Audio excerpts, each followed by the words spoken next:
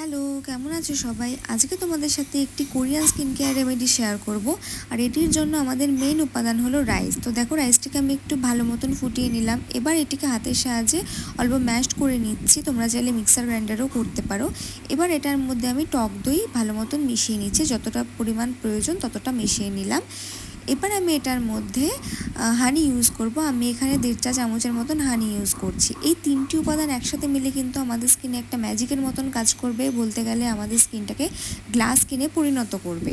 Rice কিন্তু আমাদের স্কিনটাকে লাইট করে, ব্রাইট করে, ফেসে রিঙ্কেল আসতে দেয় না। টক দই কিন্তু সমস্ত রকম স্কিনে স্যুট করে।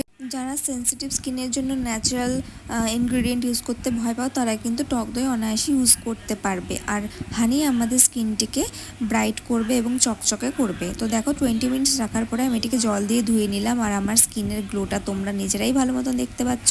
ভিডিওটি ভালো লাগলে লাইক করে দিও। দেখা হবে নেক্সট ভিডিও।